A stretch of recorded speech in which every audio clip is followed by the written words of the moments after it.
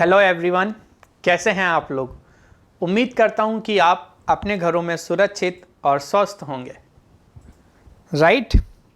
सो बच्चों, last class में मैंने आपको डाइजेस्टिव ग्लैंड्स के बारे में डिटेल में पढ़ाया था और किस तरीके से डाइजेस्टिव ग्लैंड्स फंक्शन करते हैं, क्या सिक्रीशन करते हैं, है ना, उनकी क्या लोकेशन होती है। तो ये सारी बातें हमने लास्ट लेक्चर में डिस्कस की थी। ठीक है, तो आज हम क्या पढ़ने वाले हैं, डाइजेशन ऑफ फूड। मीन्स ये ग्लैंड्स, जो डिफरेंट डाइजेस्टिव ग्लैंड्स हैं, वो किस तरीके से फूड के डाइजेशन में मदद करते हैं। राइट। तो चलिए शुरू करते हैं आज के टॉपिक को, डाइजेशन ऑफ फूड, है ना।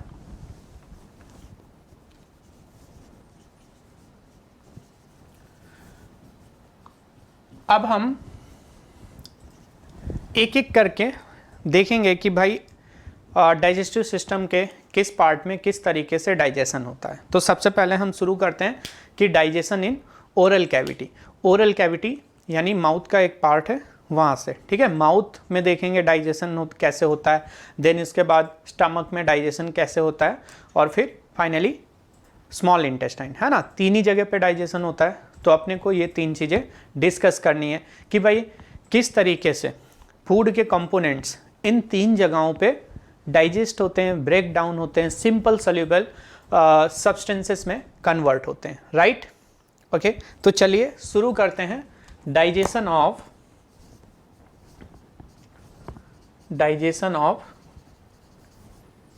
Food in oral cavity.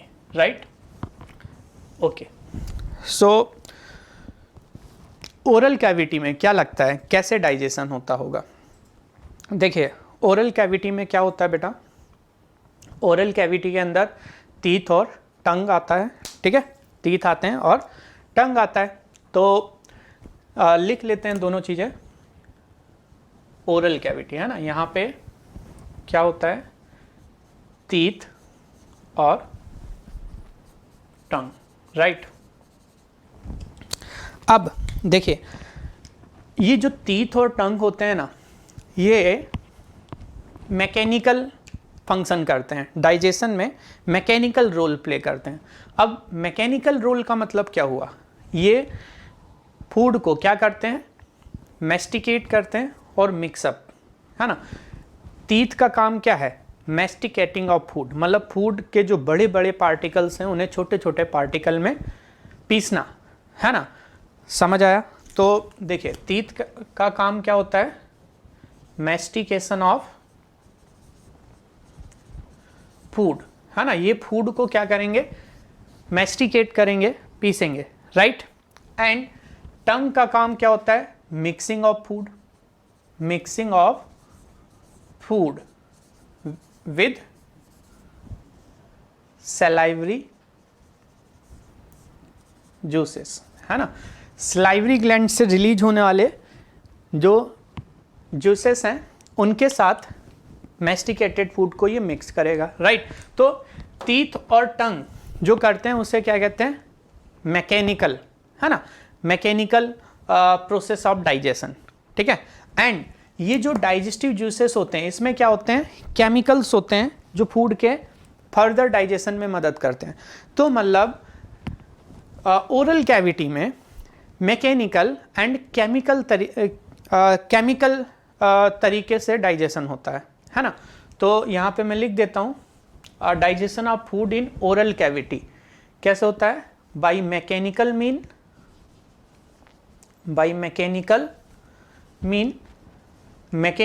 Mean कौन फुलफिल करेगा, टीथ एंड टंग। ठीक है, वो मैंने बता दिया। और दूसरा बाय केमिकल मीन, है ना। तो केमिकली कैसे होता है, बाय सलाइवा। ठीक है। और ये किसके द्वारा सिक्रीट किया जाता है, सिक्रीटेड बाय डाइजेस्टिव ग्लैंड्स, है ना। There are 3 pairs of digestive glands, है ना। डाइजेस्टिव ग्लैंड के 3 पेयर्स होते हैं, सिक्रीटेड बाय डाइजेस्टिव बेसिकली कौन सा डाइजेस्टिव ग्लैंड, सलाइवरी ग्लैंड। है ना। तो यहाँ पे हम सलाइवरी ग्लैंड लिखते हैं, सलाइवरी ग्लैंड। तो सलाइवा किसके द्वारा सिक्रीट किया जाता है, salivary gland. You know what are salivary glands, है ना, पैरोटिड, सब मैक्सिलरी और सब मैंडिबुलर एंड लिंगुअल, है ना, 3 पेयर्स होते हैं सलाइवरी ग्लैंड के, राइट। तो आई होप कि इतना आपको समझ आ गया होगा।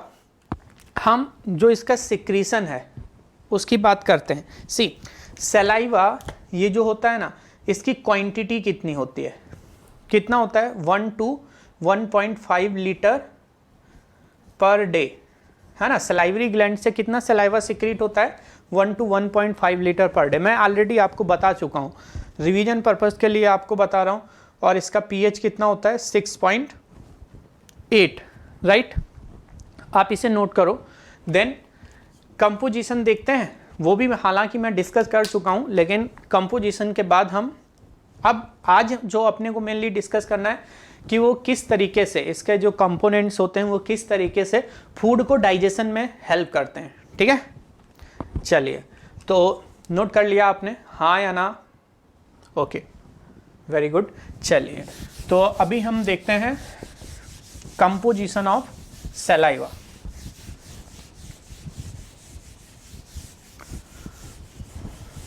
ओके,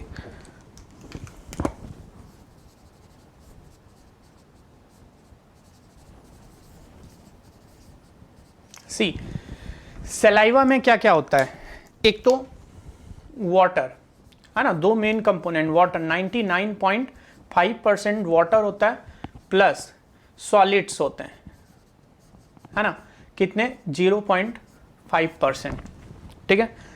अब हम यहाँ पे बात करते हैं कि कौन से सॉलिड्स होते हैं, तो देख लेते हैं फिर से। बताइए, आप बताइए, अगर मैंने आपको बताया है तो पता होना चाहिए ना। ओके, बोलिए कौन कौन से। सबसे पहले म्यूकस, है ना, then inorganic ions, then enzymes. फिर से ध्यान दो, एंजाइम्स क्या हैं, सॉलिड होते हैं, लिक्विड नहीं होते हैं, राइट। तो देखिए इनऑर्गेनिक आयंस कौन से होते हैं, Na+, Cl-, K+, HCO3-, है ना, और एक सॉल्ट होता है एंड थियोसाइनाइड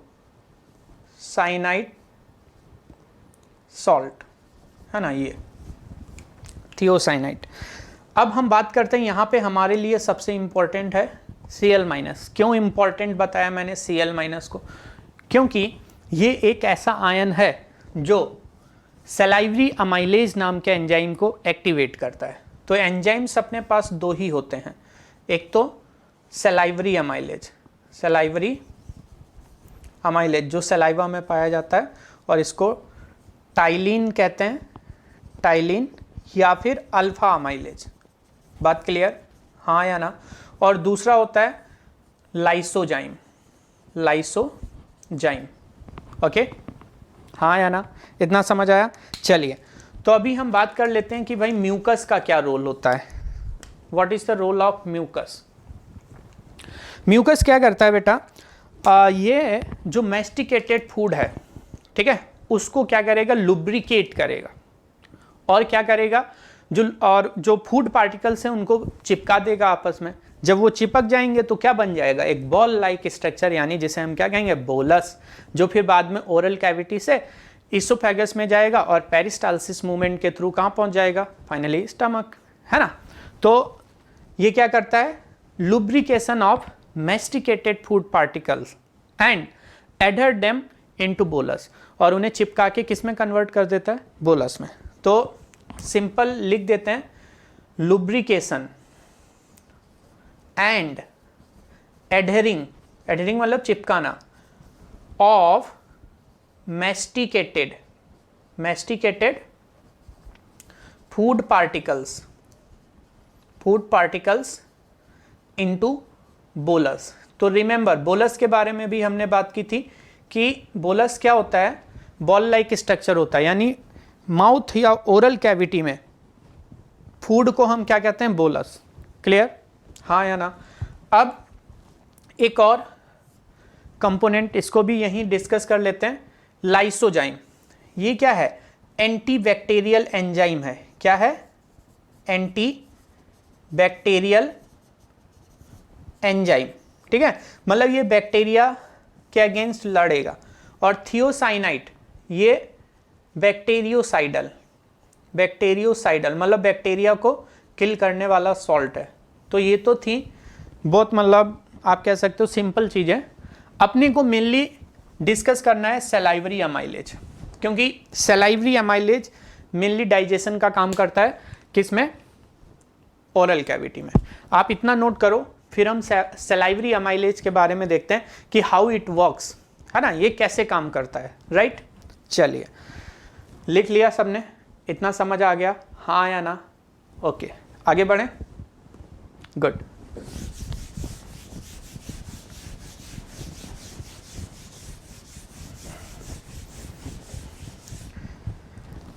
देखिए सलाइवरी अमाइलेज, जिसे हम क्या कहते हैं? Alpha amylase. सी, पहले हम देखते हैं ये करता क्या है। ये क्या करता है? जो स्टार्च होता है फूड में, starch, you know it is a polymer of alpha glucose, polymer of alpha glucose. बात क्लियर? इसको किस में कन्वर्ट कर देता है? Maltose plus isomaltose plus limit dextrins. अपने एनसीईआरटी में सिर्फ इतना ही दे रखा है कि ये स्टार्च को माल्टोज में कन्वर्ट करता है। कौन? अल्फा अमाइलेज, जिसे सलाइवरी अमाइलेज या फिर टाइलिन भी कहते हैं। राइट, और ये कितने पीएच पे वर्क करता है? 6.8। बात क्लियर? और ये डाइजेशन कहाँ हो रहा है? ओरल कैविटी के अंदर। और कितने परसेंट? क्या 100% डाइजेशन हो जाता है स्टार्च का ओरल कैविटी में? नो। तो फिर कितना होता है? 30%। 30% डाइजेशन स्टार्च का कहाँ होता है? ओरल कैविटी के अंदर। यानी बाकी बचा हुआ डाइजेशन कहाँ होगा? स्टमक या फिर इंटेस्टाइन। हम देखेंगे स्टमक में होता है या नहीं। क्या लगता है, स्टार्च का डाइजेशन होता है स्टमक में? नहीं, स्टमक में स्टार्च का डाइजेशन नहीं होता है। राइट, अब सिंस स्टार्च का ब्रेकडाउन स्टार्ट हो जाता है ओरल कैविटी के अंदर, तो हम क्या कह सकते हैं बेटा कि process of digestion begins in the oral cavity. Right, very very important. Process of digestion begin in oral cavity, है ना। ओरल कैविटी में डाइजेशन की प्रोसेस क्या है? शुरू हो जाती है। पूछा जाता है, एनसीईआरटी की लाइन है। क्लियर? और किस बायोमॉलिक्यूल से होती है? स्टार्च के ब्रेकडाउन से। कोई दिक्कत? हाँ या ना? बताइए। नहीं है तो एक क्वेश्चन मैं पूछता हूँ आपसे, can we digest cellulose? Question है, कैन वी डाइजेस्ट सेल्यूलोज? सोचिए, 1 मिनट सोचिए। अगर थोड़ा सा दिमाग लगाओगे तो आपको इसका आंसर मिल जाएगा। बताइए हाँ या ना। आपको पता है ग्रासेस में क्या होता है? सेल्यूलोज होता है। हम नहीं कर सकते, है ना। सबको पता है कि नो। इसका आंसर क्या है? नो। क्यों? मैटर ये करता है, वाई वी कैन नॉट डाइजेस्ट सेल्यूलोज। हम सेल्यूलोज को डाइजेस्ट क्यों नहीं कर सकते हैं? बोलिए। एक्चुअली यू नो, जो सेल्यूलोज होता है ना बेटा, it is a polymer of, किसका पॉलीमर है? बायोमॉलिक्यूल्स में आपने पढ़ा होगा, पॉलीमर ऑफ, बोलिए बोलिए, बीटा ग्लूकोज। किसका पॉलीमर है? Beta glucose. और हमारे अंदर बीटा अमाइलेज नहीं होता है। क्लियर? सो वी कैन नॉट digest the glucose, sorry we cannot नॉट डाइजेस्ट द सेल्यूलोज, है ना। बीटा ग्लूकोज होता है। अब यहाँ पे लिख दो, since we do not have beta amylase, है ना, हमारे अंदर बीटा अमाइलेज नहीं होता है। सो वी कैन नॉट डाइजेस्ट, हम क्या नहीं डाइजेस्ट कर सकते हैं? सेल्यूलोज। आई होप कि आपको ये बात क्लियर हो गई होगी, हाँ या ना? पक्का? चलिए, बहुत बढ़िया बात। ठीक है, तो ये किसके बारे में था? Digestion of food in oral cavity. ठीक है, तो ओरल कैविटी में किसका डाइजेशन होता है? सिर्फ स्टार्च का, वो भी कंप्लीट नहीं, 30% स्टार्च का डाइजेशन होता है। ठीक है, आगे बढ़ें। चलिए लिख लो, आराम से लिख लो, हो जाए तो बता देना। ठीक है, लिख लिया? चलो आगे बढ़ते हैं। अब हम देखेंगे डाइजेशन ऑफ फूड इन कहाँ, ईसोफेगस में होता है डाइजेशन, है ना। माउथ के बाद फूड कहाँ जाएगा, ईसोफेगस में, है ना। ईसोफेगस में होता है, नहीं होता है, तो फिर नेक्स्ट पार्ट क्या होगा, स्टमक, है ना। तो नेक्स्ट पार्ट क्या होगा, स्टमक। तो हम यही देखने वाले हैं, digestion of food in stomach, है ना। लेकिन ये किस पार्ट को क्रॉस करके आया है, ईसोफेगस। तो यहाँ पे सबसे पहले लिख देते हैं नो डाइजेशन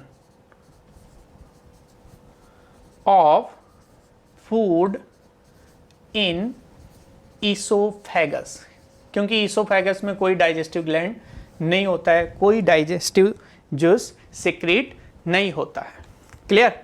अब स्टमक में डाइजेशन कैसे होता है, स्टमक में जो डाइजेशन होता है वो बेटा गैस्ट्रिक जूसेस के द्वारा होता है। आपको मैंने बताया था स्टमक के अंदर गैस्ट्रिक ग्लैंड्स होते हैं जो 3 तरीके की सेल से बने होते हैं, म्यूकस नेक सेल, पेप्टिक सेल, है ना, ऑक्जेंटिक और पैराइटल सेल। पेप्टिक सेल को चीफ सेल्स भी कहते हैं, ठीक है। और म्यूकस नेक सेल से क्या रिलीज होता है, म्यूकस, राइट। पेप्टिक और पैराइटल सेल से क्या रिलीज होता है, पेप्सिनोजन, सॉरी पेप्टिक सेल से क्या रिलीज होगा बताइए, पेप्सिनोजन, है ना। और पैराइटल और ऑक्जेंटिक सेल से क्या रिलीज होगा, HCl और extrinsic Castle's intrinsic factor, right. ये सारी चीजें हमने लास्ट क्लास में डिस्कस की थी, है ना। तो अभी हम बात करने जा रहे हैं गैस्ट्रिक जूसेस, है ना। कैसे होगा, बाई गैस्ट्रिक जूसेस, है ना, गैस्ट्रिक जूसेस के द्वारा होता है। चलिए 2 चीज़ें बात कर लेते हैं। क्वांटिटी कितनी होती है, like 1.1 to 1.5 litre per day जितना सलाइवा रिलीज होता है उतना ये भी। इसका पीएच कितना होता है, आपको पता है गैस्ट्रिक जूस के अंदर क्या होता है, HCl होता है, राइट। क्या होता है, HCl। तो इसका जो पीएच होता है ना बेटा, वो कितना होता है, 1.5 to 2.5, हाईली एसिडिक, है ना। You can understand this is highly acidic, ये हाईली एसिडिक होता है। बात क्लियर। अब देखिए गैस्ट्रिक जूसेस के अंदर क्या होता है, 99.9% वाटर। एक मिनट बेटा,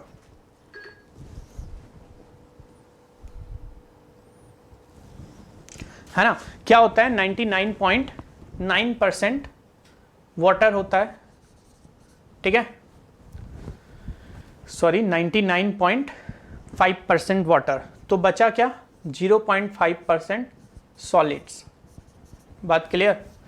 अब इस सॉलिड में और उसके अलावा इसमें बेटा HCl भी होता है। क्या होता है, HCl, है ना। HCl लिक्विड का ही पार्ट हो जाएगा। सॉलिड्स में हम देखते हैं क्या होता है। सॉलिड्स में इसमें मेनली आपके क्या आ जाएंगे, म्यूकस तो आएगा, म्यूकस जो म्यूकस नेक सेल्स रिलीज करते हैं, एंड उसके अलावा एंजाइम्स, है ना, एंजाइम्स आते हैं, ठीक है। और HCl, और इसका पीएच सेम 1.5 to 2.5, यही मतलब गैस्ट्रिक जूस को ये पीएच प्रोवाइड करता है, ठीक है। अब म्यूकस क्या करता है, मैंने लास्ट क्लास में आपको बताया था, म्यूकस क्या करता है बेटा, ये स्टमक की वॉल को HCl के हाईली एसिडिक एक्शन से बचाता है ना। एक्सकोरिएशन, एनसीईआरटी में क्या बोला गया, it prevent excoriation of stomach wall, है ना। स्टमक की वॉल को जलने से, बर्निंग से बचाता है, ठीक है। ये सिंस बता चुका हूं तो लिख नहीं रहा। एंड एंजाइम्स की बात कर लेते हैं फिर से।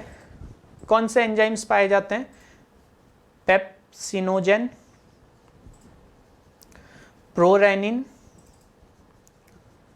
और गैस्ट्रिक लाइपेज, है ना। ये 3 एंजाइम्स पाए जाते हैं। और ये क्या है, pepsinogen, prorennin and gastric lipase, है ना। ये सब क्या होते हैं, ये दोनों, प्रो मतलब होता है इनएक्टिव, ये क्या है, इनएक्टिव एंजाइम्स हैं, इनएक्टिव एंजाइम्स, ठीक है। इसके बारे में हम बात करते हैं डिटेल में, दोनों के बारे में। पहले इसे देख लेते हैं। जो गैस्ट्रिक लाइपेस होता है ना बेटा, ये क्या करेगा? Digestion of fat. स्टमक में फैट का डाइजेशन शुरू हो जाता है ना। लेकिन स्टमक में कितना डाइजेशन होता है फैट का? ओनली 1%, है ना। 1% डाइजेशन ऑफ फैट, ये फैट का 1% डाइजेशन करता है। और यहाँ पे जो रिलीज होंगे, है ना, डाइजेस्टेड प्रोडक्ट या जो आप कह सकते हैं शॉर्ट चेन फैटी एसिड, है ना, वो डायरेक्टली एब्जॉर्ब हो जाएंगे पोर्टल वेन में, है ना। जो जितना परसेंट फैट यहाँ पे ब्रेक डाउन होगा वो फर्दर ब्रेक डाउन के लिए इंटेस्टाइन में नहीं जाएगा, है ना। तो आपको यहाँ पे याद रखना है कि 1% डाइजेशन फैट का हो जाता है स्टमक के अंदर, और कौन करता है? गैस्ट्रिक लाइपेज करता है। कैसे होता है वो डिटेल में हम स्मॉल इंटेस्टाइन में देख लेंगे। पहले आप इतना नोट करो, फिर हम बात करते हैं पेप्सिनोजन और प्रोरेनिन की। Right, clear? Okay, done everyone? हाँ या ना बताइए। लिख लिया सबने? ओके, लिख लिया है तो आगे बढ़ते हैं।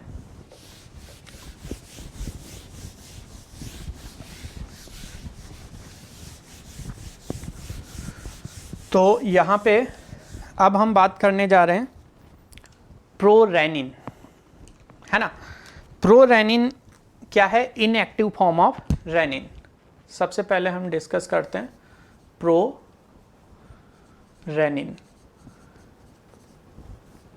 स्पेलिंग पे ध्यान देना, RENNIN, प्रोरेनिन। ये इनएक्टिव एंजाइम है, इनएक्टिव एंजाइम है। तो भाई इसको एक्टिव कौन करेगा? इसको करता है एक्टिव HCl। ये HCl की प्रेजेंस में किस में कन्वर्ट हो जाता है? रेनिन में कन्वर्ट हो जाता है। ठीक है, अब रेनिन क्या करता है? रेनिन क्या करता है? ये मिल्क के अंदर प्रेजेंट एक प्रोटीन, कैसीन प्रोटीन का डाइजेशन करता है। क्या करता है? Digestion of milk protein, milk protein casein, है ना। कैसीन नाम की मिल्क प्रोटीन को डाइजेस्ट करता है। कैसे करता है चलो देखते हैं। सी, जो कैसीन होता है मिल्क प्रोटीन, इसको जो ये किस में कन्वर्ट कर देता है? पैरा कैसीन में, पैरा कैसीन। बात क्लियर? कौन करता है इसको? रेनिन। रेनिन इसे किस में कन्वर्ट कर देता है? Para casein. Para casein calcium के साथ रिएक्शन करता है और क्या बना लेता है? कैल्शियम पैरा कैसीनेट, है ना। और ये कैसा सब्सटेंस होता है? Curd like substance. कैसा होता है? कर्ड लाइक सब्सटेंस, कर्ड जैसा। That's why this process of digestion by rennin is known as curdling of milk. So process of digestion by rennin के द्वारा जो डाइजेशन की प्रोसेस होती है उसे क्या कहते हैं? Curdling of milk, curdling of milk. बात क्लियर? हाँ या ना? अब ये जो कैल्शियम पैरा कैसिनेट है कुछ समय के लिए स्टमक में ठहरता है, ठीक है, और इस पे फर्दर वर्क कौन करता है? पेप्सिन, है ना। और इसको फर्दर कौन डाइजेस्ट करेगा? पेप्सिन। और पेप्सिन क्या करेगा? प्रोटीएजेस एंड पेप्टोन्स में इसे ब्रेक कर देगा, कैल्शियम पैराकैसिनेट को। बात क्लियर? हाँ या ना? समझ आ गया? आपको ये दिख नहीं रहा होगा, आप पहले इतना नोट करो, है ना, इतना नोट करो, फिर आगे बात करते हैं। नोट कीजिए।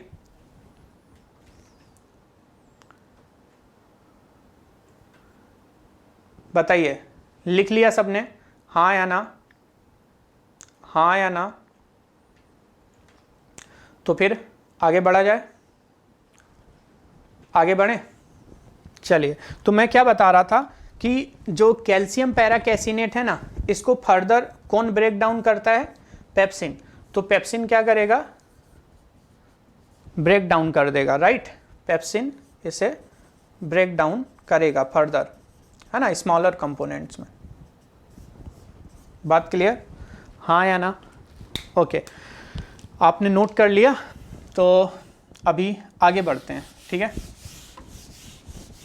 अब एक बात बताइए, क्या होता है बेटा कि जो एडल्ट्स होते हैं, है ना, एडल्ट्स में क्या होता है, ये एंजाइम एब्सेंट होता है। काफ़ी इंपॉर्टेंट पॉइंट है, पेप्सिन से रिलेटेड, है ना, सॉरी रेनिन से रिलेटेड। तो मैं यहाँ पे लिख रहा हूँ rennin is absent in adults, है ना, ये एडल्ट्स में एब्सेंट होता है। तो फिर एडल्ट्स को मिल्क नहीं पीना चाहिए, हाँ या ना? अगर वो पिएंगे तो फिर उसका डाइजेशन कौन करेगा, बताइए, बोले दूध पीना चाहिए उन्हें या नहीं? भाई दूध में सारे इसेंशियल अमीनो एसिड्स होते हैं, एक कंप्लीट फूड है दूध, है ना, तो लेना तो जरूरी है, यस। लेकिन क्या है, वहाँ पे जो कैसीन प्रोटीन होता है उसका ब्रेकडाउन रेनिन नहीं करता है, तो एडल्ट्स में कौन करता है, पेप्सिन और एक एंजाइम काइमोट्रिप्सिन। दो एंजाइम्स हैं। काइमोट्रिप्सिन कहाँ का एंजाइम है, स्मॉल इंटेस्टाइन का, जो पैंक्रियाज के द्वारा रिलीज किया जाता है, हम बात करेंगे। लेकिन हम इतना लिख लेते हैं, सिंस रेनिन क्या होता है, एडल्ट्स में एब्सेंट होता है, सो digestion of casein protein in adults is done by, बताइए कौन से एंजाइम, पेप्सिन एंड काइमोट्रिप्सिन।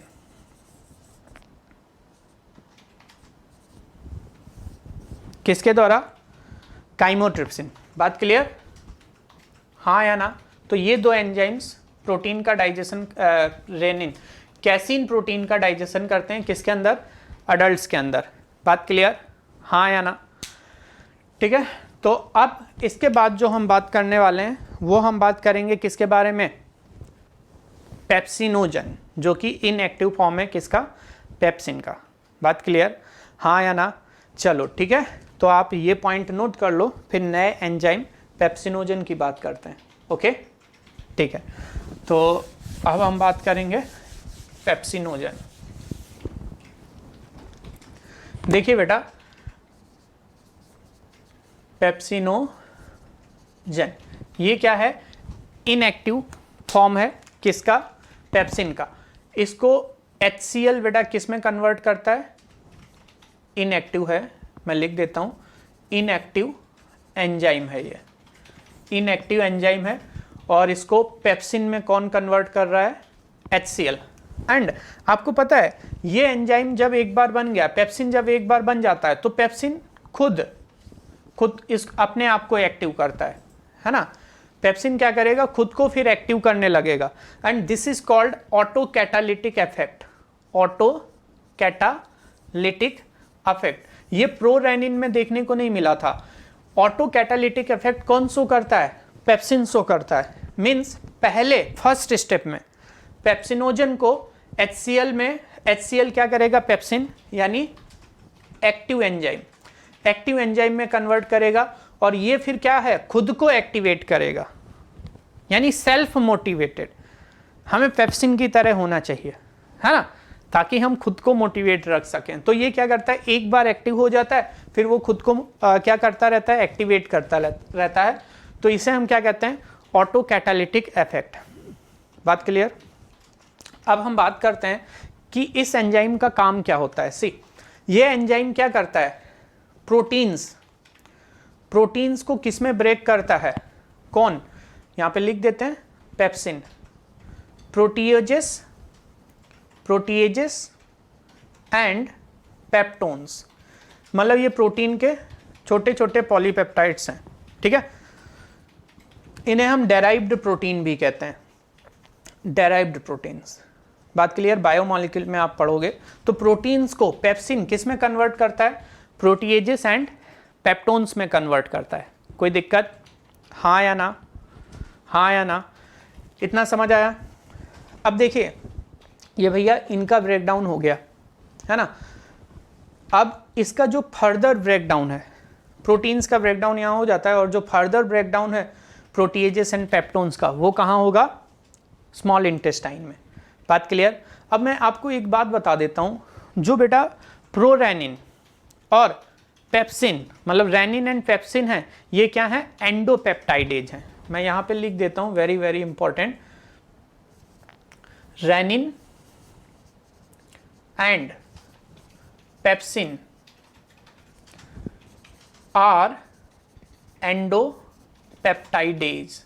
इसका मतलब क्या हुआ कि भाई जैसे ये प्रोटीन है ना, प्रोटीन एक पॉलीपेप्टाइड है, एक प्रोटीन की चैन है ना, तो ये बीच में है ना, middle of the protein, protein के जो बीच बीच में पेप्टाइड बॉन्ड होंगे उनको ब्रेक करेगा, that's why this is called endopeptidase. दूसरा होता है एक्सोपेप्टाइडेज, जो क्या है? टर्मिनल पेप्टाइड बॉन्ड को ब्रेक करे, यानी फ्री अमीनो एसिड्स को रिलीज करे। ये क्या है? छोटे छोटे प्रोटीन से क्या है? छोटे छोटे पॉलीपेप्टाइड्स बनाएगा, ठीक है, जो प्रोटीएजेस एंड पेप्टोन्स कहलाते हैं। तो ये क्या है? एंडोपेप्टाइडेजेस हैं। ट्रिप्सिन, काइमोट्रिप्सिन, है ना, ये भी क्या है? एंडोपेप्टाइडेजेस हैं, हम आगे देखेंगे। इनफैक्ट पेप्सिन क्या है? स्ट्रॉन्गेस्ट है, स्ट्रॉन्गेस्ट एंडोपेप्टाइडेज, ये स्ट्रॉन्गेस्ट एंडोपेप्टाइडेज है। बात क्लियर? हाँ या ना? ठीक है। तो आपने क्या देखा कि स्टमक में एक तो प्रोटीन्स का डाइजेशन हो रहा है और 1% फैट का डाइजेशन हो रहा है, यानी स्टार्च का डाइजेशन नहीं हो रहा है। तो ये क्वेश्चन भी कई बार पूछा जा सकता है, तो यहाँ पे लिख लो, no digestion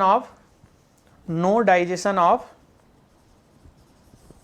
starch in stomach, है ना। स्टमक में स्टार्च का डाइजेशन नहीं होता है, सिर्फ 2 ही बायोमोलिक्यूल का होता है। कौन कौन से?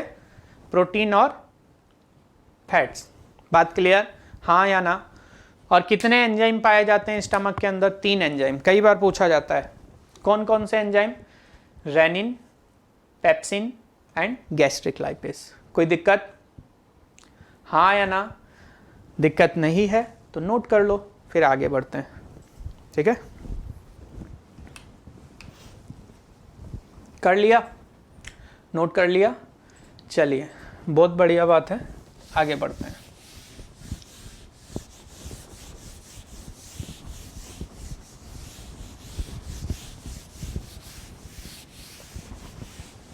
देखिए, अब हम क्या देखेंगे?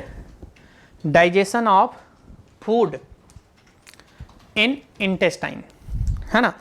अब इंटेस्टाइन में फूड का डाइजेशन कैसे होता है वो देखने जा रहे हैं।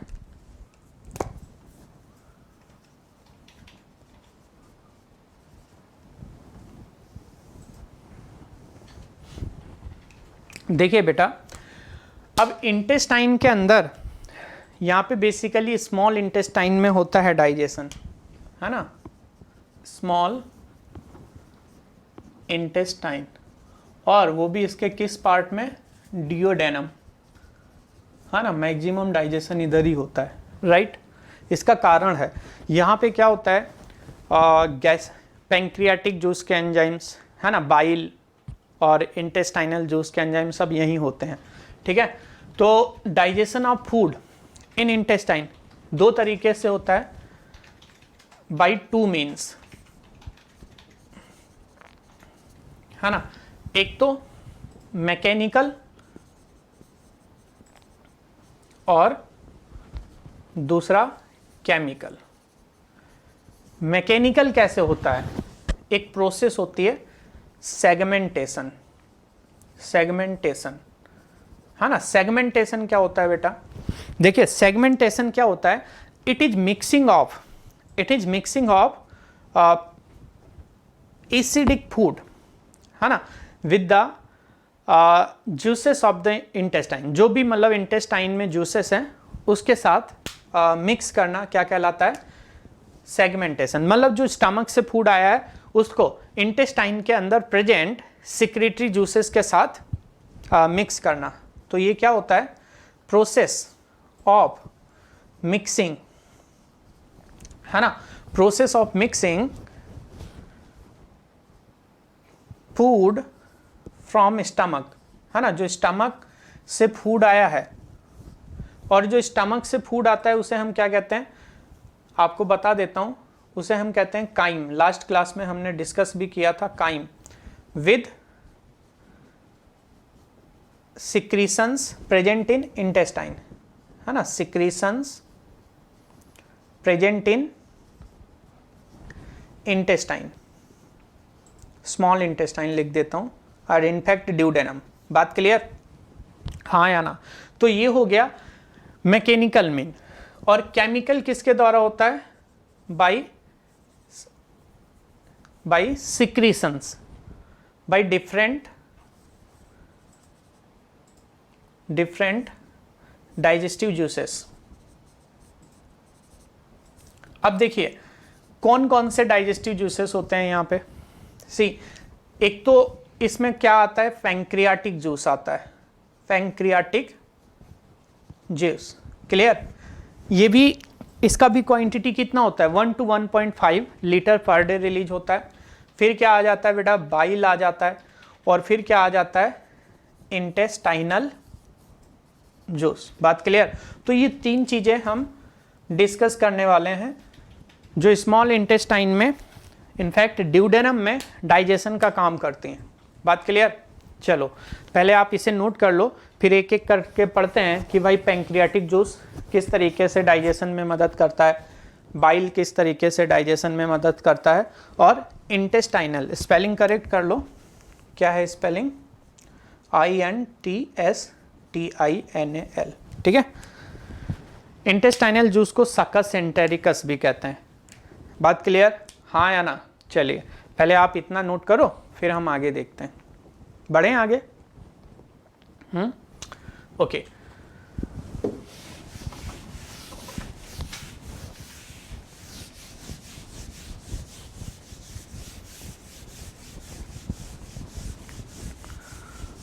ओके, तो चलो बात करते हैं आगे, है ना।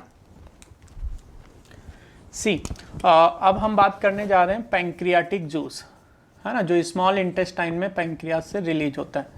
पैंक्रियाटिक जूस ये किस तरीके से काम करता है, क्वांटिटी कितनी होती है बच्चा बताइए, 1 to 1.5 litre per day pancreas से, 1 to 1.5 litre per day pancreatic juice release होता है ड्यूडेनम में, है ना। आपको पता है कि पैंक्रियास का मोर देन 95% पार्ट कैसा है, एक्सोक्राइन, है ना। और एक्सोक्राइन सेल्स जो होती हैं पैंक्रियाज में, उन्हें एकिनी और एसिनार सेल्स बोलते हैं, राइट। अब हम बात करते हैं कि भाई इसके अंदर, आपको पता है पैंक्रियाटिक जूस के अंदर 6 टाइप्स के एंजाइम्स प्रेजेंट होते हैं, ठीक है। तो कंटेन्स 6 टाइप्स ऑफ एंजाइम्स, 6 प्रकार के एंजाइम्स होते हैं। और पीएच की अगर बात करें तो अप्रॉक्सीमेटली 8 के बराबर होता है, 8, है ना। अब 6 टाइप्स के एंजाइम्स कौन कौन से होते हैं, बहुत सिंपल है, पहले लिस्ट आउट कर लेते हैं, फिर उनके फंक्शन देखते हैं, ठीक है। सी, ट्रिप्सिनोजन,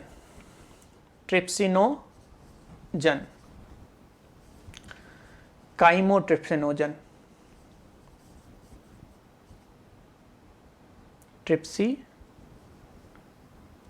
काइमोट्रिप्सिनोजन। बात क्लियर। तीसरा प्रोकार्बोक्सी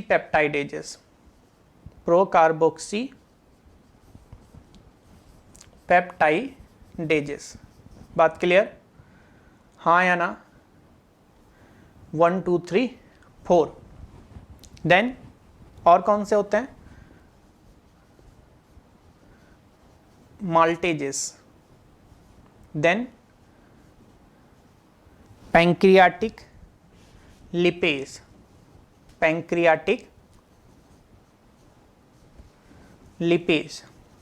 और बताइए न्यूक्लिएजेस। बात क्लियर, हाँ या ना। चलो आप ये नोट करो, फिर हम आगे बात करते हैं बेटा, जल्दी से फटाफट, कोई देर नहीं, है ना। लिख लो जल्दी लिखो।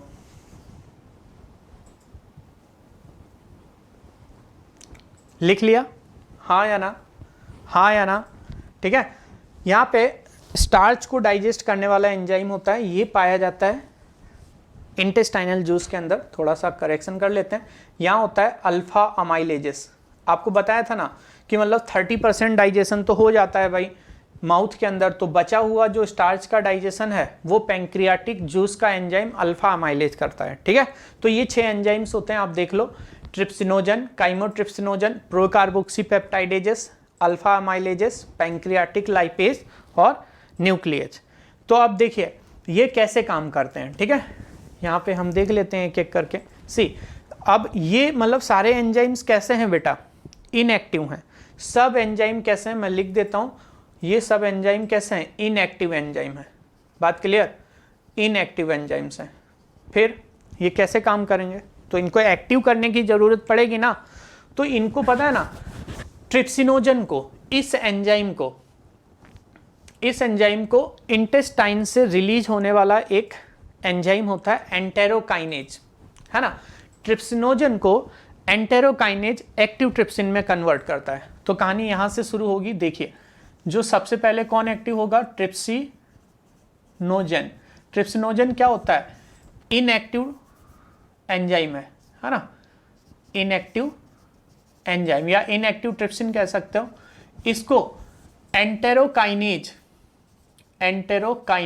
सकस सेंट्रिकस का ये एक एक्टिवेटिंग फैक्टर है। क्या है, एक्टिवेटिंग फैक्टर ऑफ सकस एंटेरिकस। क्या होता है, इंटेस्टाइनल जूस, ठीक है। ये इसको किस में कन्वर्ट कर देगा, ट्रिप्सिन में कन्वर्ट कर देगा। ट्रिप्सिन दिख रहा है ना, ठीक है। और ट्रिप्सिन बेटा क्या करता है, ये खुद को फिर एक्टिवेट करने लगता है, यानी ये भी ऑटो कैटालिटिक इफेक्ट शो करता है, ऑटो कैटालिटिक इफेक्ट। बात क्लियर, हाँ या ना, ओके। अब दूसरे स्टेप में क्या होता है, जो ये भी इनएक्टिव है, काइमोट्रिप्सिनोजन को ट्रिप्सिन किस में कन्वर्ट करेगा, काइमोट्रिप्सिन में, है ना। किसको, काइमोट्रिप्सिनोजन, है ना।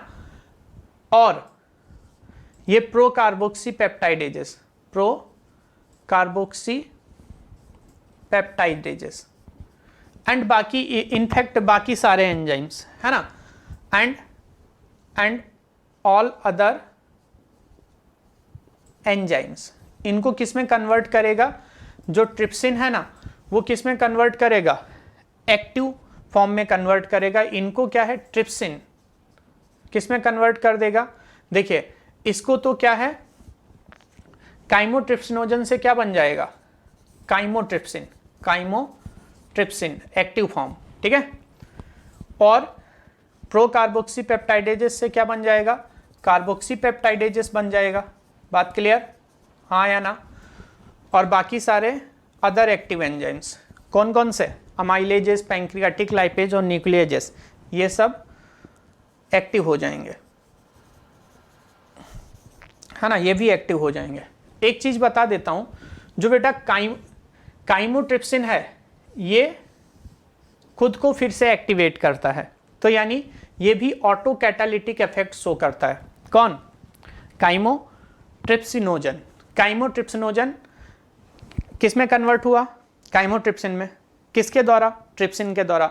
अब जो काइमोट्रिप्सिन है वो खुद को, यानी खुद को एक्टिव फॉर्म में कन्वर्ट करने लगेगा। तो अब तक देखो पेप्सिन भी ऑटो कैटालिटिक इफेक्ट शो करता है ना, ट्रिप्सिन भी ऑटो कैटालिटिक इफेक्ट शो करता है, और काइमोट्रिप्सिन भी ऑटो कैटालिटिक इफेक्ट शो करता है। कोई दिक्कत, हाँ या ना, दिक्कत नहीं है तो नोट कर लो, फिर आगे बढ़ते हैं, ठीक है। चलिए बताइए, समझ आ गया, हाँ या ना, ठीक है। तो चलिए आगे देखते हैं। अब ये एंजाइम डाइजेशन कैसे करते हैं। सी, एनसीईआरटी में सिंपली एक लाइन दी रखी है। क्या लाइन दे रखी है कि भाई ट्रिप्सिनोजन को, है ना, एक्टिव ट्रिप्सिन में कौन कन्वर्ट करता है, enterokinase. Then trypsin converts all other inactive enzyme into their active form. बात क्लियर, इतना कहा गया है। तो अब हम बात कर लेते हैं कि भाई ये एंजाइम काम कैसे करते हैं। तो इसमें से जो फर्स्ट 3 एंजाइम्स हैं वो क्या हैं?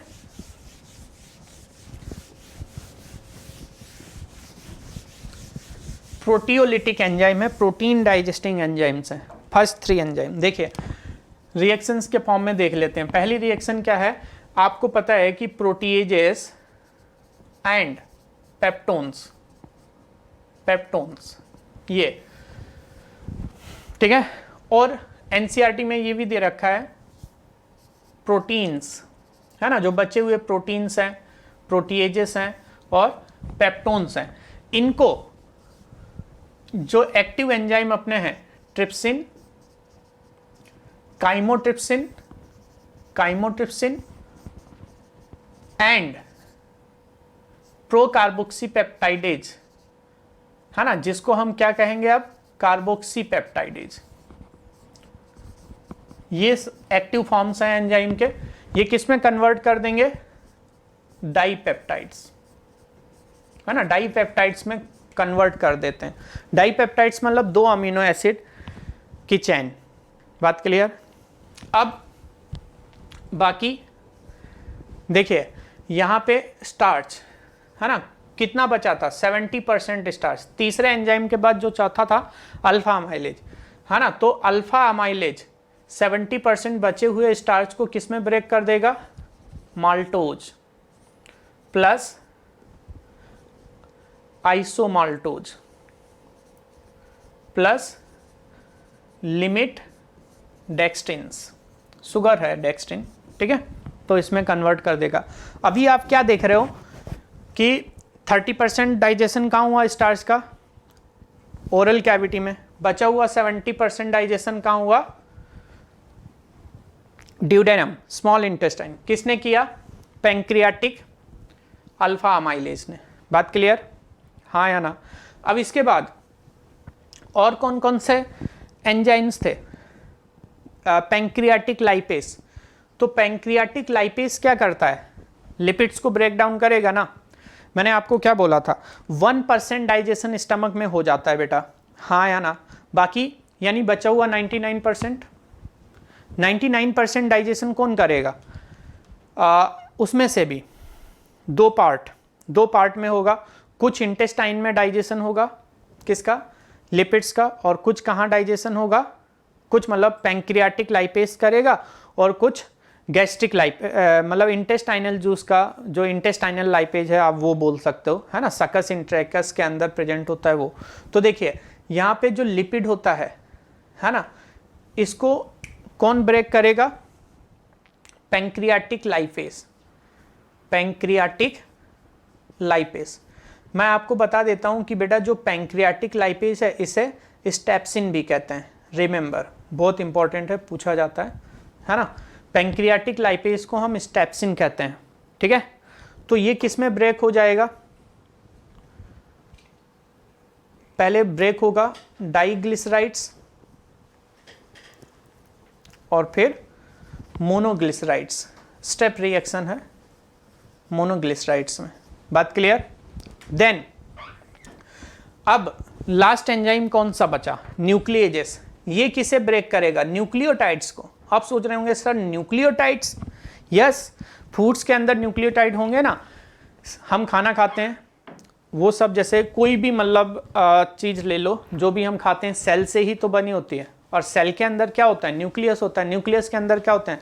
न्यूक्लियोटाइड्स होते हैं, है ना, यानी nucleic acids.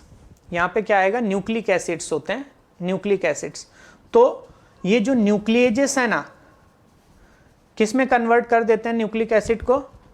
Nucleotides and nucleosides, इसमें कन्वर्ट कर देते हैं। बात क्लियर? तो इस तरीके से जो डाइजेशन है ना वो ये स्मॉल इंटेस्टाइन में ड्यूडेनम में हो रहा है। और कौन कर रहा है ये डाइजेशन? Pancreatic lipase. कोई दिक्कत? हाँ या ना? बताइए, कोई दिक्कत हो तो बताओ, नहीं तो नोट करो, इसे नोट कर लो, फिर आगे बढ़ते हैं, ठीक है।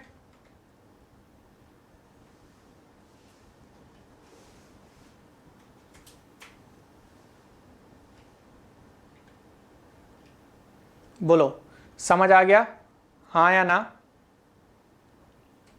ठीक है, तो अब हम आगे बढ़ते हैं।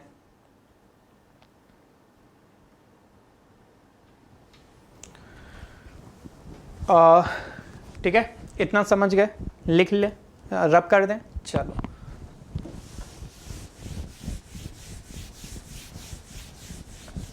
देखिए अब हम बात करेंगे कि भाई पैंक्रियाटिक जूस की बात कर ली, अब बाइल जूस की बात करते हैं। बाइल जूस के कंपोजिशन की हमने पहले ही बात कर ली थी, है ना, लेकिन फिर भी अब चला ही रहे हैं सीक्वेंस में, तो बात कर लेते हैं एक बार, थोड़ा सा टाइम लगेगा।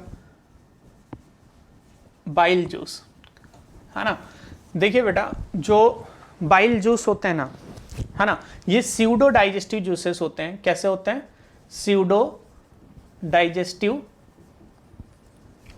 जूसेस, है ना, स्यूडो डाइजेस्टिव जूस। मैंने बताया था लास्ट क्लास में क्यों स्यूडो डाइजेस्टिव जूसेस होते हैं, क्योंकि इनके अंदर कोई एंजाइम नहीं प्रेजेंट होता है, इसके अंदर कोई भी एंजाइम नहीं होता है ना। फिर क्या क्या होता है कंपोजिशन, आपको इनफैक्ट अच्छे से पता है, बाइल सॉल्ट्स, है ना, और बाइल एसिड्स, और क्या होता है बाइल प्रोडक्ट्स, है ना, biliverdin, bilirubin, then cholesterol, phospholipid, inorganic salts. तो ये सारी चीज़ें होती हैं, हमने डिस्कस की थी, ठीक है। लेकिन क्वांटिटी देख लेते हैं कितना होता है, 500 to 800 मिलीलीटर पर डे, इतना बाइल सिक्रीट होता है इंटेस्टाइन में, गॉल ब्लैडर से, है ना, और पीएच अप्रॉक्सीमेटली 8, यहाँ पे 8 ही पीएच होगा, कोई दिक्कत?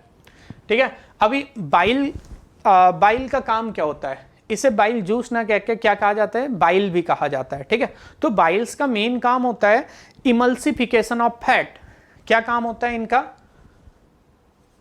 इमल्सिफिकेशन ऑफ फैट्स, है ना, फैट्स का इमल्सिफिकेशन। अब देखो यहाँ पे एक क्वेश्चन मेरे मन में आ रहा है कि बेटा स्टमक के अंदर भी क्या होता है, गैस्ट्रिक लाइपेस होता है, लेकिन वो 1% डाइजेशन ही क्यों कर पाता है? इसका यही कारण है कि स्टमक के अंदर बाइल जूसेस नहीं प्रेजेंट होते हैं, बाइल नहीं प्रेजेंट होता है। बाइल ना होने की वजह से, है ना, बाइल ना होने की वजह से इमल्सिफिकेशन फैट का नहीं हो पाता है। तो गैस्ट्रिक लाइपेस सिर्फ 1% लाइपेस का ही ब्रेकडाउन, 1% लिपिड का ही ब्रेकडाउन कर पाता है उधर। बात क्लियर? तो जो मैक्सिमम क्या मतलब ऑलमोस्ट सारा डाइजेशन कौन कहाँ होता है? ड्यूडेनम के अंदर। किस किस सहायता से पॉसिबल हो पाता है? बाइल जूस, है ना। बाइल जूस क्या करता है? Emulsification of fat. चलो इसका मतलब क्या होता है देखते हैं। ये क्या है? Large fat globule. क्या है? Large fat globule. बात क्लियर? ये एक लार्ज फैट ग्लोब्यूल है, ठीक है। अब इसको स्मॉलर फैट ग्लोब्यूल्स में कन्वर्ट करना, ठीक है। ये क्या है? स्मॉल फैट ग्लोब्यूल्स, है ना। इसमें कन्वर्ट करना क्या कहलाता है? इमल्सिफिकेशन कहलाता है। बात क्लियर? बड़े बड़े फैट मॉलिक्यूल्स को छोटे छोटे फैट्स मॉलिक्यूल्स में कन्वर्ट करना बेटा क्या कहलाता है? इमल्सिफिकेशन कहलाता है। बात क्लियर? और बाइल का कौन सा कंपोनेंट इमल्सिफिकेशन करता है? तो बताएंगे, बाइल सॉल्ट्स। यहाँ पे कौन करेगा? बाइल सॉल्ट्स क्या करते हैं? इमल्सिफिकेशन करते हैं। कोई दिक्कत? हाँ या ना बताइए। कोई दिक्कत? दिक्कत नहीं है तो यहाँ पे नोट कर लो, फिर आगे बढ़ते हैं जल्दी, ठीक है। देखें आगे। ओके, तो ये थी बात किसके बारे में? बाइल जूसेस के बारे में, ठीक है। तो मैं ये रब करता हूं। अब हम बात करते हैं सकस इंटेरिकस। सकस इंटेरिकस मतलब इंटेस्टाइनल जूस की बात करते हैं। सकस इंटेरिकस, मस्कस, है ना, इंटेस्टाइनल जूस। बात क्लियर। अब देखो बेटा, जो इंटेस्टाइनल जूस होता है, it is secretion of intestinal gland plus, intestinal glands क्या होते हैं, क्रिप्ट्स ऑफ लीवर कुहन, और ब्रूनर्स ग्लैंड, ब्रूनर्स ग्लैंड का सिक्रीशन होते हैं। तो ये यहाँ पे लिख लो, बहुत इंपॉर्टेंट है, मैं आपको बता भी चुका हूँ। इंटेस्टाइनल जूस किसका रिजल्ट है, सिक्रीशन ऑफ ब्रूनर्स ग्लैंड। कहाँ होते हैं, ड्यूडेनम में होते हैं और सब म्यूकोजा के बने होते हैं। Secretion of Brunner's gland plus crypt of Lieberkuhn, shortly COL लिखते हैं, ठीक है, हाँ या ना। अब बेटा ये जो गैस्ट्रिक इंटेस्टाइनल जूस होता है, इसके अंदर आपको पता है एक तो एक्टिवेटिंग फैक्टर होता है और 10 एंजाइम्स होते हैं, है ना। अगर क्वांटिटी की बात करें तो लास्ट क्लास में हमने देखा था, हर बार कर रहे हैं तो कर लेते हैं, तो इसकी क्वांटिटी मैक्सिमम होती है कितनी, 1.5 to 2 लीटर पर डे। आप सोचो एक दिन में 2 लीटर तक ये रिलीज होता है, और pH कितना होता है, वही 8 के अप्रॉक्स, ठीक है, हाँ या ना। किसके कारण होता है, सोडियम बाइकार्बोनेट्स के कारण, है ना। ये लास्ट मैंने बताया है सब जब हमने ग्लैंड्स के बारे में डिस्कस किया था। अब अपने लिए अभी मेन क्या है, इट कंटेन्स 1 एक्टिवेटिंग फैक्टर।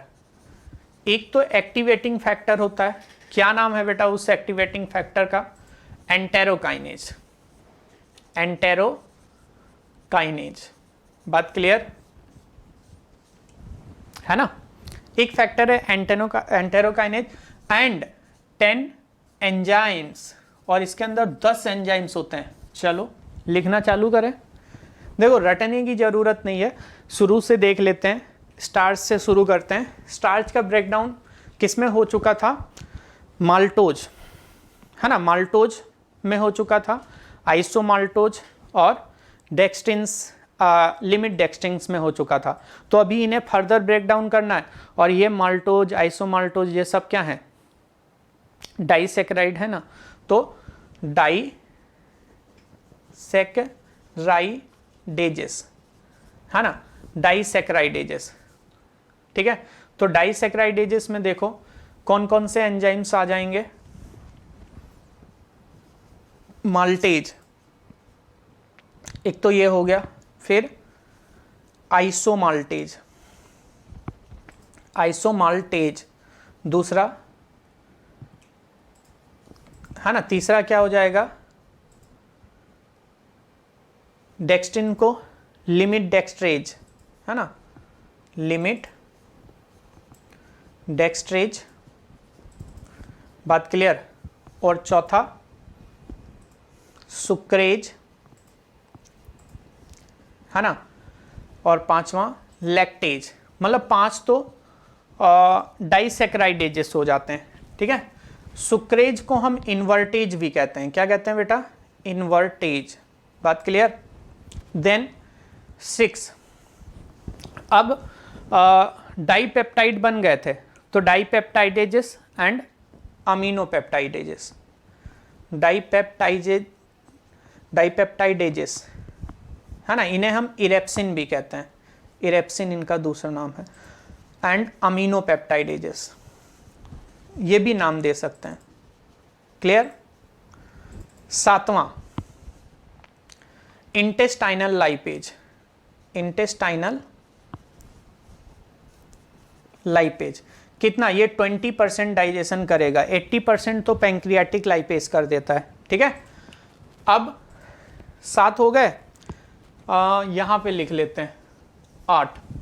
बताइए कौन कौन बच गया, देखिए कौन कौन बच गया,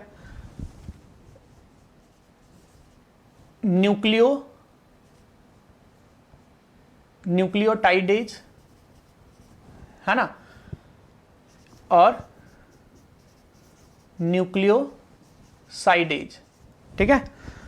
अब देखो एक कोई अपना बच रहा है, देख लो 1 2 3 4 5 6 7 8 9। सोचिए क्या रह गया, कौन सा ऐसा कंपोनेंट रह गया है ना, जो छूटा है। चलिए आप सोचिए, बताइए बताइए अगर आपको ध्यान आ रहा है ना। हाँ, ये डाइपेप्टाइडेजेस और अमीनोपेप्टाइडेजेस को हमने एक में ही लिख दिया, इस वजह से ये 9 हो रहे हैं। इसे अलग अलग चलो लिख लेते हैं, ठीक है। 6 तो ये 7 हो जाएगा अपना, और ये क्या हो जाएगा 8, और ये फिर हो जाएगा 9, और ये हो जाएगा 10। तो ये 10 एंजाइम्स होते हैं, ठीक है। चलिए आप इसे नोट करो, फिर हम देखते हैं ये फंक्शन कैसे करते हैं, हाउ डू दे फंक्शन, है ना। चलिए नोट कर लीजिए आप, फिर हम आगे देखते हैं।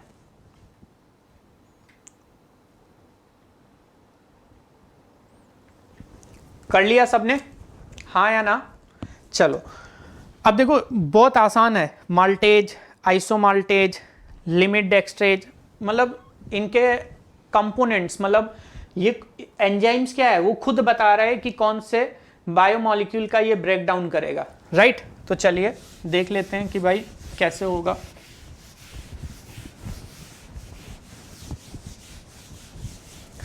मेजर जो है ना एंजाइम्स, उनका काम देख लेते हैं। देखिए बच्चों, अब सबसे पहले यहाँ पे हम माल्टोज का देख लेते हैं, माल्टोज। तो इसको कौन ब्रेक डाउन करेगा, माल्टेज करेगा। अब माल्टेज आपको पता है ये डाइसैकेराइड है जो ग्लूकोज और ग्लूकोज से बना होता है। तो ये 2 पार्ट में टूट जाएगा, ग्लूकोज प्लस ग्लूकोज, हो गया इसका डाइजेशन, ठीक है। देन सुक्रोज, है ना, ये भी एक डाइसैकेराइड। लैक्टोज, ये भी एक मेन डाइसैकेराइड है। और डाइपेप्टाइड, ठीक है, ओके। तो सुक्रोज को कौन कन्वर्ट करेगा, सुक्रेज। इसका दूसरा नाम क्या बताया मैंने, इन्वर्टेज। अब सुक्रोज किससे बना होता है, ग्लूकोज प्लस फ्रुक्टोज। तो ये किस में ब्रेक हो जाएगा, ग्लूकोज प्लस फ्रुक्टोज। बात क्लियर, हाँ या ना।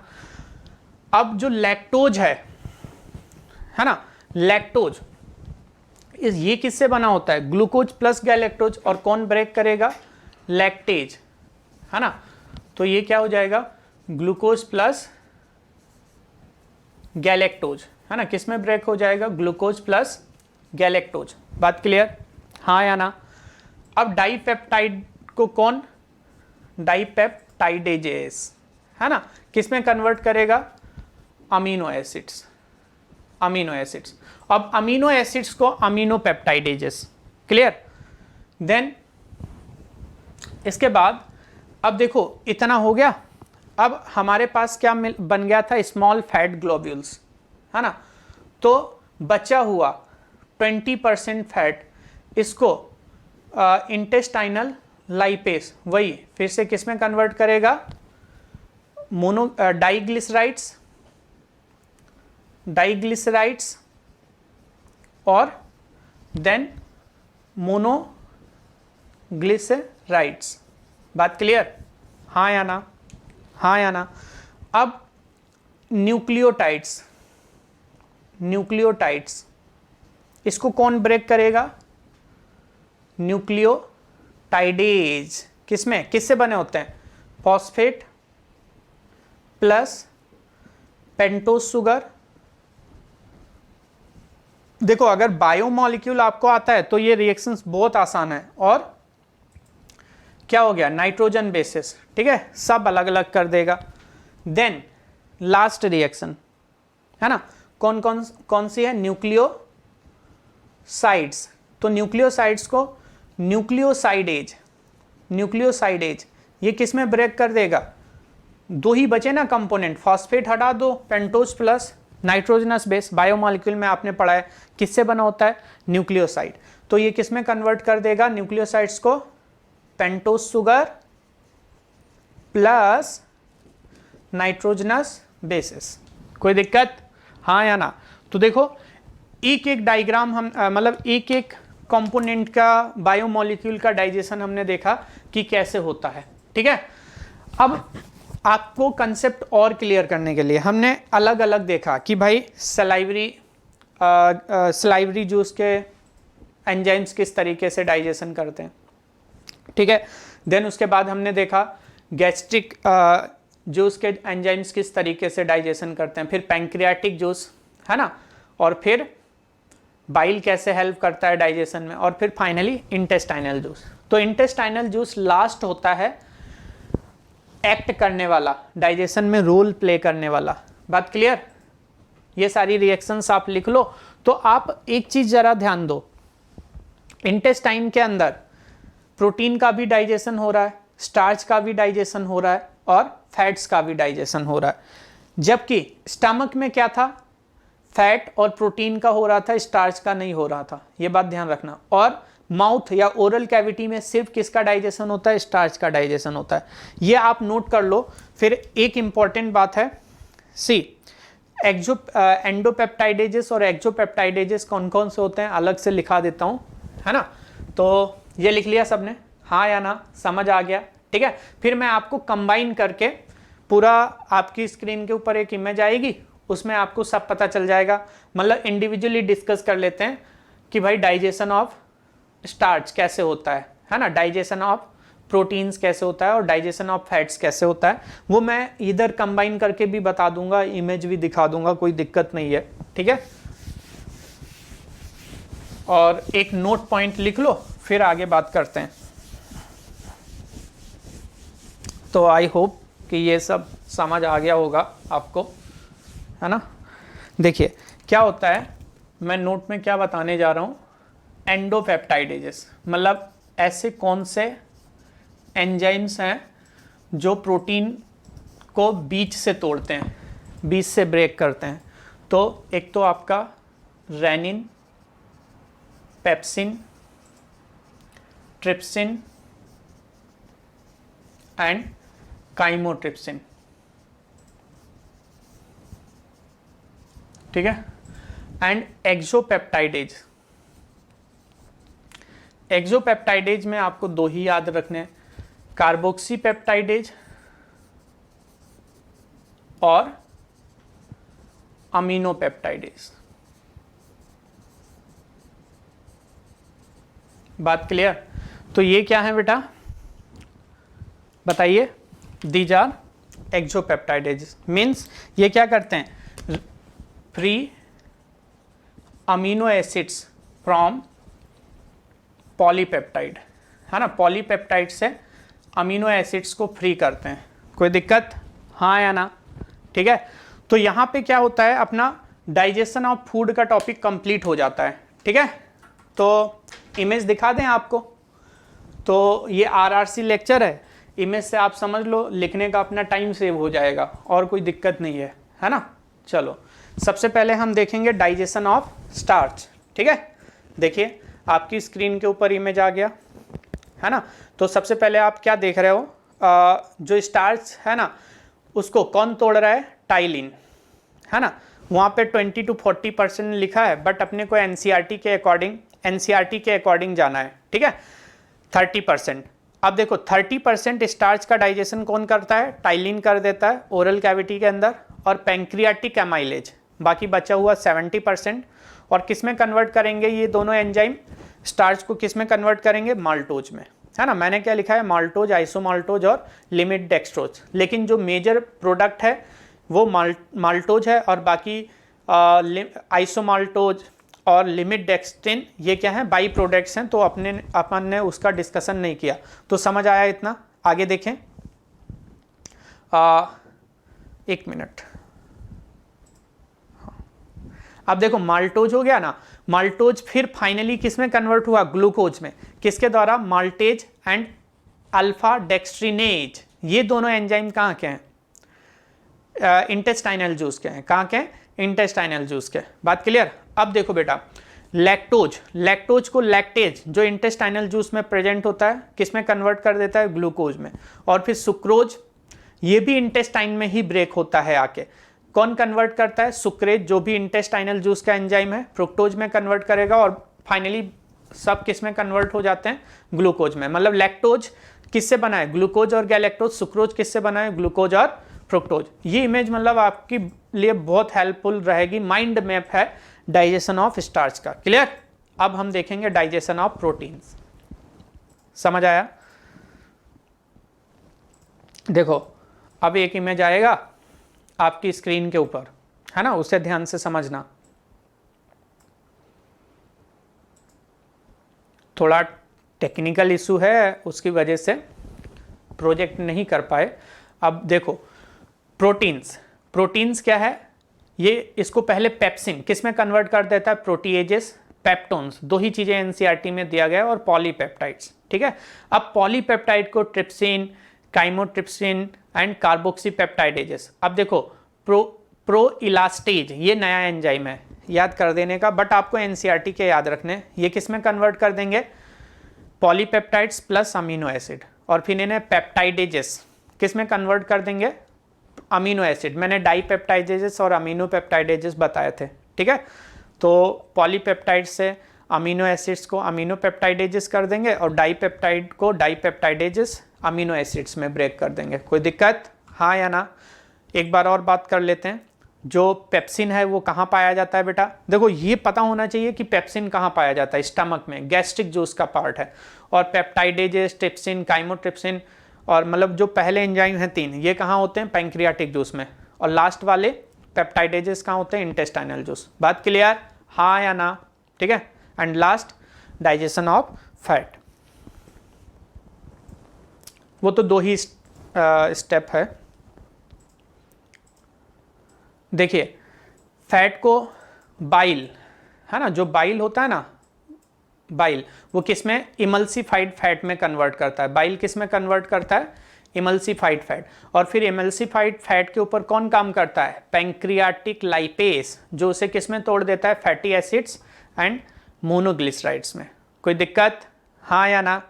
चलिए, तो इतना समझ आ गया। तो ये था मतलब कंप्लीट स्टेप्स। तो मैं इधर लिखूंगा नहीं, since it is RRC lecture, rapid revision का लेक्चर है, अपने को टाइम बचाना है। ठीक है, समझ आ गया होगा उम्मीद करता हूँ।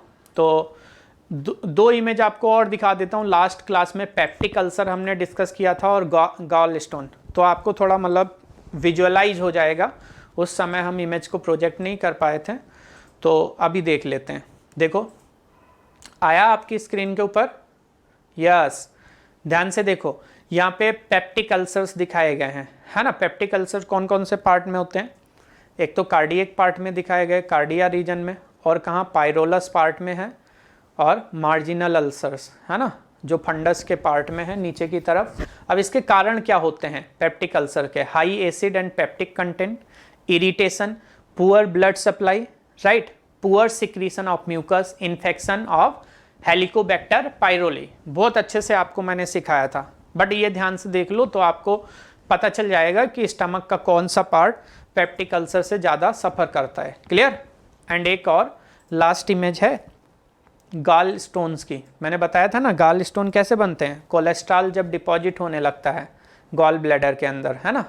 यस, देखिए देखिए गाल आया, यस, गाल स्टोन आ गया आपकी स्क्रीन के ऊपर। तो इसमें देखो कॉजेस दिए गए हैं, आप देख रहे हो ना, पत्थर जैसे स्टोन्स टाइप बन जाते हैं गाल ब्लैडर के अंदर, उन्हें हम क्या कहते हैं, गॉल स्टोन्स कहते हैं, राइट। अब देखो इवन मतलब हिपैटिक डक्ट के अंदर भी हो सकते हैं gall stones, getting it, stones hepatic duct में भी हो सकते हैं, और पूरा हिपैटिक डक्ट और सिस्टिक डक्ट को ब्लॉक कर देंगे तो बाइल जूस जा ही नहीं पाएगा इंटेस्टाइन के अंदर, देख रहे हो। और course followed by bile during rest, ये कब बनते हैं, रेस्ट के समय और डाइजेशन के समय। और इसके कॉजेस क्या होते हैं, too much absorption of water from the bile, है ना। अगर बाइल से ज़्यादा वाटर एब्जॉर्ब हो जाए, मतलब बाइल कैसा हो जाए, बहुत विस्कस हो जाए, तब बन जाएंगे, तब फ्लो तो हो नहीं पाएगा। Too much absorption of bile acids के ज़्यादा एब्जॉर्प्शन से, and too much cholesterol in the bile, है ना। बाइल में अगर कोलेस्ट्रॉल ज़्यादा है, ये रीजन मैंने बताया था कि cholesterol deposit, and this is the main reason, है ना। And last inflammation of the epithelium. तो आई होप कि आज के लेक्चर में जो भी बातें मैंने डिस्कस की वो आपको बहुत अच्छे से समझ आ गई होंगी। और अगर आपको लेक्चर पसंद आता है तो लाइक कीजिए, नहीं पसंद आता है तो डिसलाइक कीजिए, और पसंद आता है, जो भी आप फील करते हैं, तो कमेंट करना ना भूलें, शेयर करना ना भूलें, चैनल को सब्सक्राइब ना करना भूलें। और अगर आपने सब्सक्राइब कर लिया है, आपको फ़ायदा हुआ है, तो दूसरों को सजेस्ट करें, क्योंकि हम यहाँ पे देखो फ्री ऑफ कॉस्ट एजुकेशन दे रहे हैं। हमारा मूल उद्देश्य है कि लोगों का ज़्यादा से ज़्यादा फ़ायदा हो। तो यार इतना जिम्मेदारी आपकी बनती है कि आप 10 लोगों को शेयर करें, और जब ज़्यादा लोग जुड़ेंगे, ज़्यादा लोग देखेंगे, तो हमारा मोटिवेशन बढ़ेगा और हम आपके लिए अच्छे से मेहनत करेंगे। चलिए, तो आज का लेक्चर यहीं पे समाप्त करते हैं। धन्यवाद, आपका दिन शुभ हो। बाय।